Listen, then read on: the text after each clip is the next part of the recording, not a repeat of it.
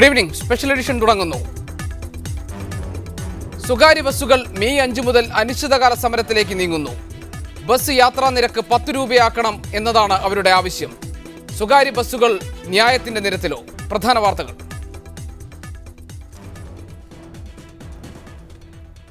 പ്രമുഖ ചിത്രകാരൻ M V ദേവന് സാംസ്കാരിക കേരളത്തിന്റെ അന്ത്യാഞ്ജലി. അന്ത്യം ആലുവയിലെ വസതിയിൽ. സംസ്കാരം നാളെ. നഷ്ടമായത് റിയലിസത്തിന്റെ കാഴ്ചശീലങ്ങൾ മലയാളിക്ക് സമ്മാനിച്ച ഇതിഹാസത്തെ.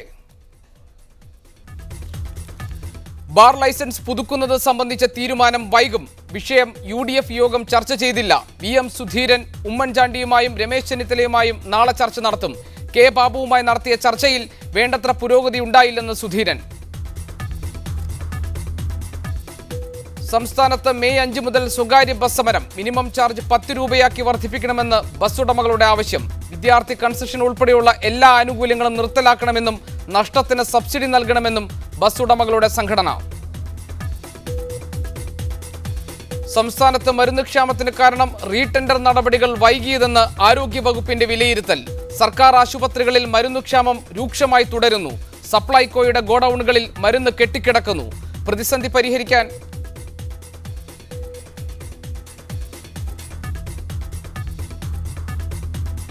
ശ്രമം തുടരുന്നു.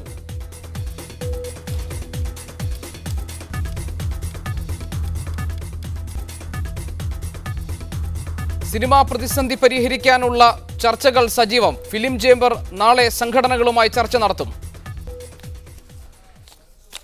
സംസ്ഥാനത്ത് മെയ് 5 മുതൽ സ്വകാര്യ ബസ്സുകൾ അനിശ്ചിതകാല സമരത്തിലേക്ക്. മിനിമം ചാർജ് 10 രൂപയായി വർദ്ധിപ്പിക്കണമെന്നും വിദ്യാർത്ഥികളുടേത് ഉൾപ്പെടെയുള്ള കൺസെഷനുകൾ നിർത്തലാക്കണമെന്നുമാണ് പ്രധാന ആവശ്യങ്ങൾ.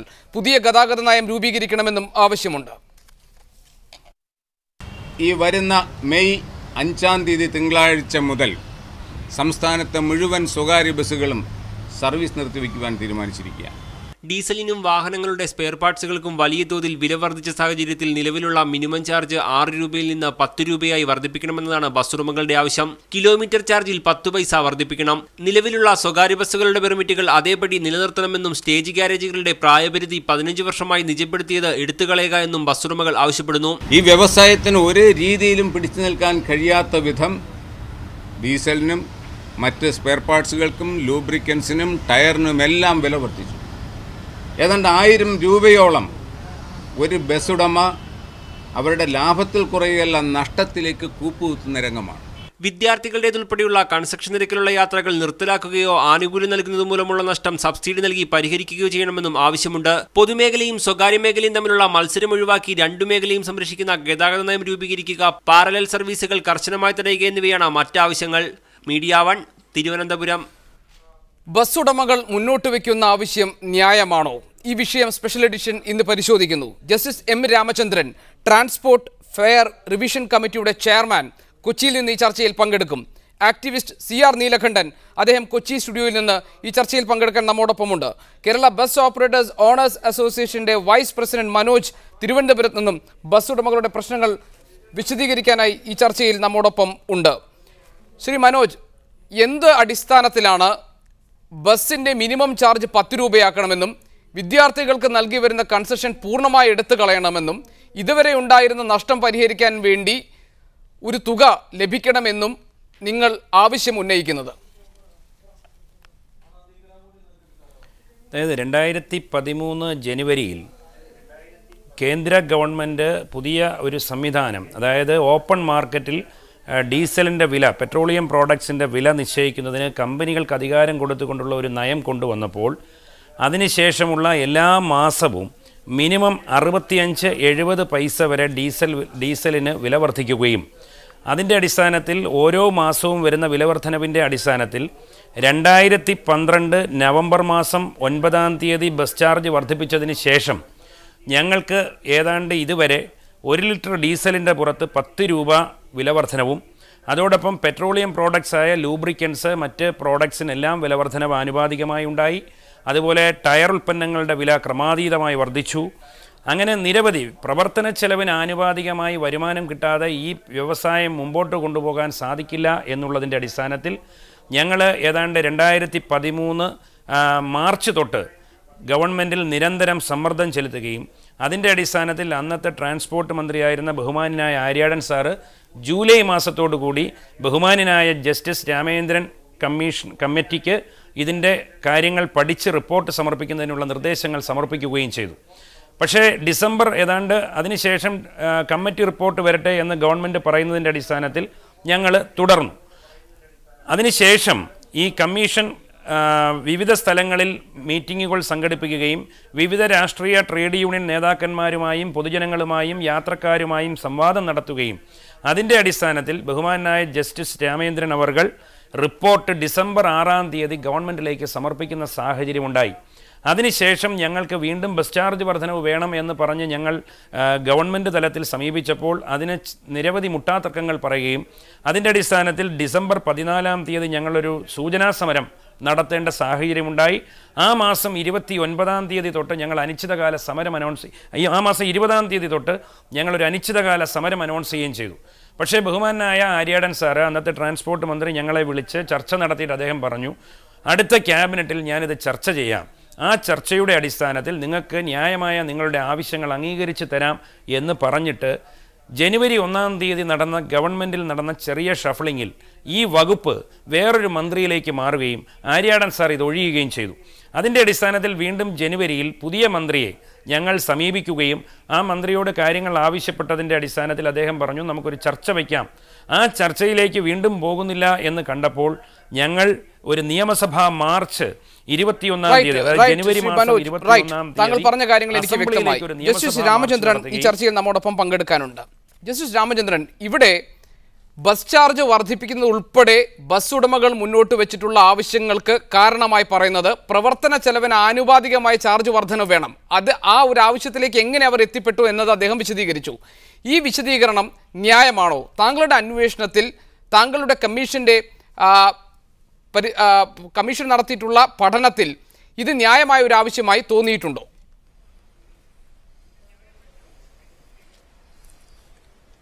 ഒറ്റ വാക്കിൽ ഞാൻ മറുപടി പറയുന്നത് ശരിയാവും എന്ന് തോന്നുന്നില്ല. കാരണം ഈ കമ്മിറ്റി കാലാകാലം ഗവൺമെന്റ് ഞങ്ങൾക്ക് ആവശ്യപ്പെടുന്ന കാര്യങ്ങളെ സംബന്ധിച്ചിടത്തോളം റെക്കമെൻഡേഷൻ കൊടുക്കുക എന്നതാണ് ഞങ്ങളുടെ ചുമതല. ഈ മനോജ് പറഞ്ഞ പോലെ ഏകദേശം ഒരു വർഷത്തിന് മുമ്പ് തന്നെ ഈ ഡിമാൻഡ് ഇവരുടെ ന്യായം ആണോ ഇത് പരിശോധിക്കണമെന്ന് ഞങ്ങളോട് പറയുണ്ടായി. ഞങ്ങളതിനെ സംബന്ധിച്ചിടത്തോളം 9-10 ഹിയറിങ്ങുകൾ നടത്തി. ഞാൻ അതിന്റെ ചെയർമാൻ, മെമ്പേഴ്സ് ഒന്ന് മിസ്റ്റർ ഇളങ്കോവൻ, നാറ്റ്പാക്കിന്റെ ഇവിടുത്തെ chief engineer, doctor BA Prakash, Rajiv Gandhi സ്റ്റഡീസിലെ പ്രൊഫസർ, പിന്നെ ട്രാൻസ്പോർട്ട് കമ്മീഷണർ ഋഷിരാജ് സിംഗ്. ഞങ്ങളുടെ ഈ കമ്മിറ്റിയാണ് പല സ്ഥലങ്ങളും കേരളത്തിലെ പല സ്ഥലങ്ങളും സിറ്റിംഗ് നടത്തുന്നുണ്ടായി. അതിനുശേഷം ഞങ്ങളുടെ റിപ്പോർട്ടുകൾ തീരെ താമസിയാതെ ഗവൺമെന്റിന് കൊടുക്കുകയുണ്ടായി. അതിൽ വർധനവ് ഞങ്ങൾ റെക്കമെൻഡ് ചെയ്തിട്ടുള്ള കാര്യം ഞാനിത് പറയുന്നത് ഇപ്പോൾ അത് വളരെ ശരിയായിട്ടുള്ള നടപടിക്രമമായിരിക്കില്ല. പക്ഷെ ഗവൺമെന്റിന്റെ അടുത്ത് ആ സാധനം ഉണ്ട്. ഒരുപക്ഷെ അതിലെ റെക്കമെൻഡേഷൻസ് ഉടനെ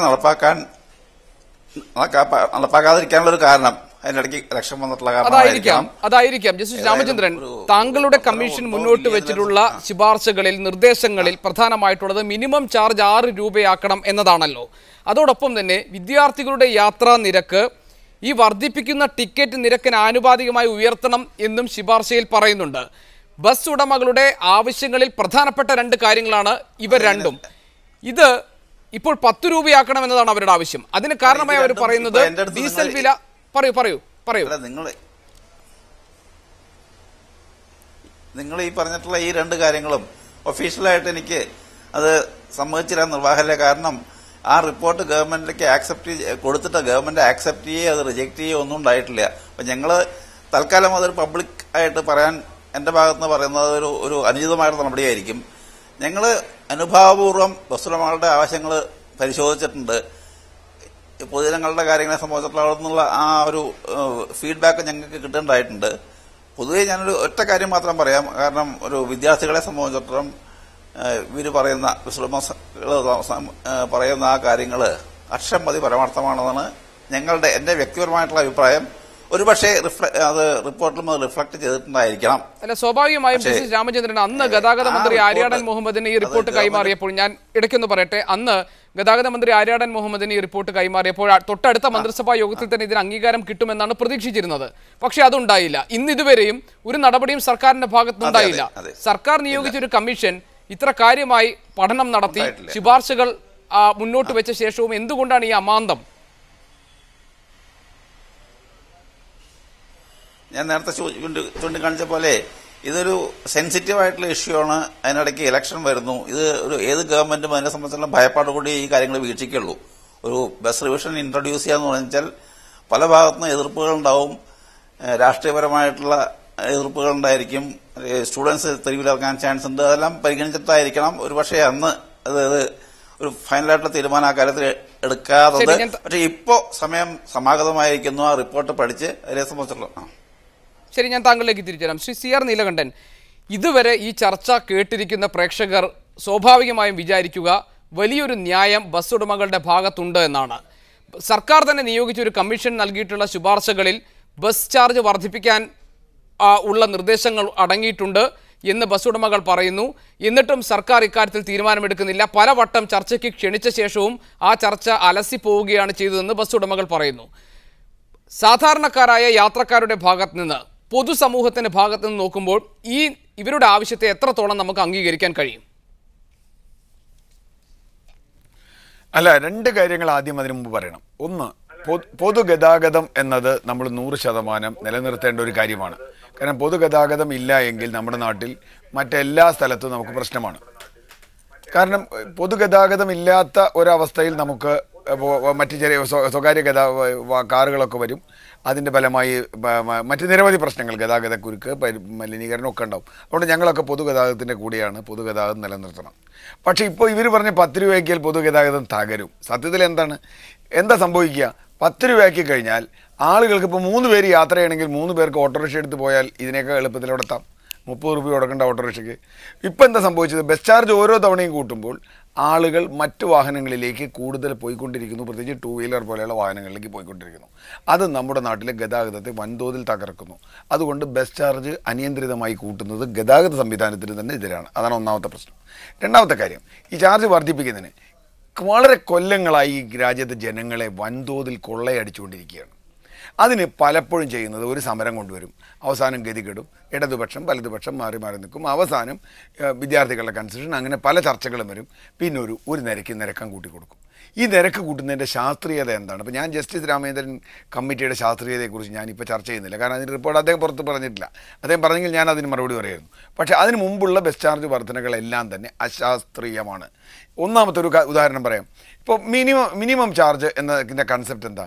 മിനിമം ചാർജാണ് കേരളം പോലൊരു സ്ഥലത്ത് ഏറ്റവും കൂടുതൽ ആളുകൾ യാത്ര ചെയ്യുമ്പോൾ ഉപയോഗിക്കുന്നൊരു സാധനം. മിനിമം ചാർജിന് എത്ര ദൂരം പോകാൻ പറ്റും? അതിൻ്റെ ഇപ്പോൾ ഉദാഹരണത്തിന് ഒരു രൂപ 1 കിലോമീറ്ററെന്ന് വെക്കുക. അത്ര ആയിട്ടില്ല. ഇവർ ചോദിച്ചതുപോലും അതായിട്ടില്ല. 1 രൂപ 1 കിലോമീറ്ററിനാണെങ്കിൽ 10 രൂപ കൊടുത്താൽ 10 കിലോമീറ്റർ പോകണം ഒരാൾക്ക്. 6 രൂപ കൊടുത്താൽ ഇപ്പോൾ 6 രൂപ അല്ലെങ്കിൽ 7 രൂപ അല്ലെങ്കിൽ 8 രൂപ നിങ്ങൾക്ക് ഇപ്പോൾ ഇവർ ഫെയർ സ്റ്റേജാണെന്ന് പറയും. കംപ്ലീറ്റ് അൺഫെയർ സ്റ്റേജാണ്. ഫെയർ അല്ലാത്ത സ്റ്റേജാണ്. ഞാൻ എവിടുത്തെ വേണേൽ ഉദാഹരണം എടുത്തിട്ട് പറയാം. 2.5 കിലോമീറ്റർ വേണം ഫെയർ സ്റ്റേജ്. എത്ര സ്ഥലത്തുണ്ട് 2.5 കിലോമീറ്റർ ഫെയർ സ്റ്റേജ്? ഇല്ല. അപ്പോൾ എന്ത് സംഭവിക്കും?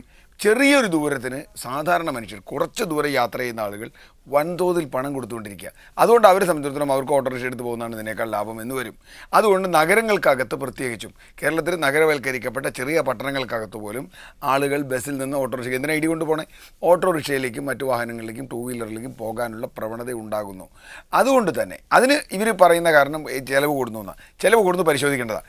പഴയ ഒരു രവീന്ദ്രൻ നായർ കമ്മീഷനുണ്ട്.